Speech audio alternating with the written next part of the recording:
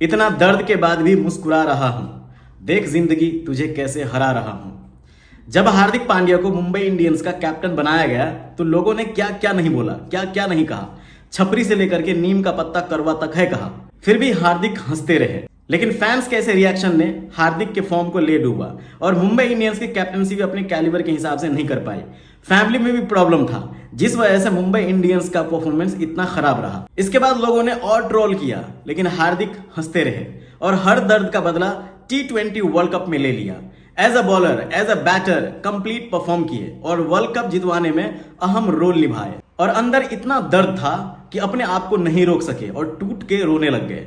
जिंदगी में दो चीज ऐसी होती है जिसके लिए इंसान मेहनत करता है और जीता है, एक करियर और दूसरा फैमिली। और दोनों ने हार्दिक का साथ छोड़ दिया, दोनों ने रुख मोड़ लिया। जहां हार्दिक पांड्या वर्ल्ड कप जीतने के बाद हर बुरी चीज को कंप्लीटली भूल करके जिंदगी जी ही रहे थे कि खबर आती है कि हार्दिक पांड्या को न सिर्फ कैप्टनसी से हटाया बल्कि वाइस कैप्टन का भी रोल नहीं दिया गया। और नेक्स्ट डे ही आती है कि हार्दिक पांड्या का डाइवोर्स हो गया। सोचो कि इस इंसान पे क्या बीत रहा होगा। चलो पहले कैप्टनसी का देखते हैं, फिर डाइवोर्स का रीजन जानेंगे। देखो, अगर हार्दिक पांड्या से ज्यादा कैपेबल इंसान को ये रोल दे दिया गया होता तो शायद थोड़ा वैलिड भी होता।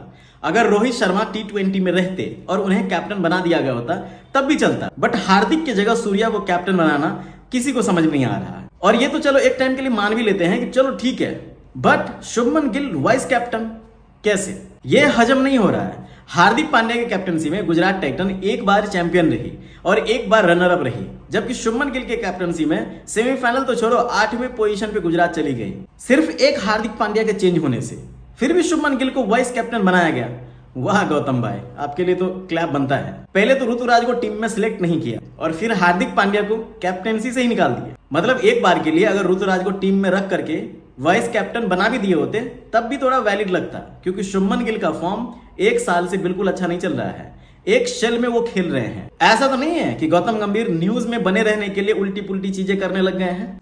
अब जानते हैं कि हार्दिक का डाइवोर्स क्यों हुआ, बट उससे पहले हार्दिक पांड्या के मोहब्बत के बारे में जानते हैं कि कहीं उनसे भूल तो नहीं होगी, कहीं उनसे कमी तो नहीं रहेगी जिसके वजह से उनका रिलेशनशिप नहीं चल सका। देखो, अगर आप हार्दिक पांड्या के पोस्ट देखोगे तो पता चलेगा कि अपने वाइफ से लेकर के बच्चे तक, कृणाल से लेकर के उनके वाइफ तक एंड फ्रेंड तक, हर किसी से बहुत मोहब्बत करते हैं। और जिस तरह से लोगों ने हार्दिक पांड्या का मजाक उड़ाया, नारेबाजी लगाया, उसके बावजूद भी हंसते रहे और फिर भी अपने क्रिकेट से जवाब दिए, ना कि पोस्ट करके या बाकी अलग हरकतों से। तो इससे साफ जाहिर होता है कि हार्दिक पांड्या बहुत स्ट्रांग इंसान है और डिसीजन सोच समझ के लेते हैं, इसलिए उनके दिल में लव की कोई कमी हो ही नहीं सकती। और नताशा के साथ का रिलेशनशिप दुनिया के सामने कभी भी छुपाया नहीं। याच पे प्रपोज किया, फिर 2020 में शादी किया और वो कोविड का टाइम था, ज्यादा लोगों को शादी में नहीं बुला सकते थे, इसलिए बच्चे होने के बावजूद भी फिर से एक और बार ग्रैंड तरीके से शादी की है, वो भी पिछले साल। ऐसा नहीं कि 5 साल हो गया उस बात को। और इस एक साल के अंदर डाइवोर्स हो गया।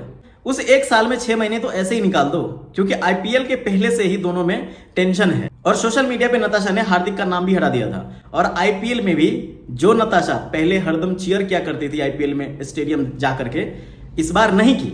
सोचने वाली बात यह है कि 2023 में ग्रैंड तरीके से दोबारा शादी किए, फिर भी 6 महीने में ऐसा क्या हुआ कि सेपरेट होने की बात आ गई। वैसे डाइवोर्स का रीजन क्या है, दोनों में से किसी ने खुलासा नहीं किया है, इसलिए हम किन्हीं को डायरेक्टली ब्लेम नहीं कर सकते हैं। नहीं बोल सकते हैं कि फलाने की वजह से ये हुआ होगा। लोग नताशा को गाली दे रहे हैं, मैं बोलूंगा प्लीज ऐसा मत करो, क्योंकि इंटरनल मैटर क्या हो सकता है कोई नहीं जान सकता। हम हार्दिक पांड्या से प्यार करते हैं, वो देश के लिए खेल रहे हैं, इसलिए हम ये नहीं बोल सकते कि हार्दिक पांड्या में कोई गलती नहीं होगी। और इंटरनल मैटर क्या है वो बाहर नहीं आए, वही अच्छा है। बट लोगों का मानना है कि आजकल शादी एक बिजनेस बन गया है। लड़कियां एक वेल सेटल लड़के को ढूंढती है, फिर उससे शादी कर लेती है, फिर कुछ टाइम के बाद डाइवोर्स ले लेती है और फिर 50% एसेट लेकर के चली जाती है।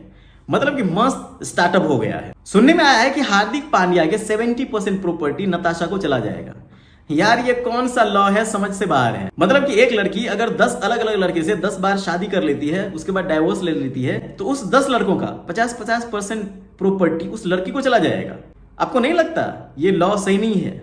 अभी कुछ दिन पहले शिखर धवन के साथ ऐसा हुआ, फिर मोहम्मद शामी के साथ ऐसा हुआ और होते ही रहता है।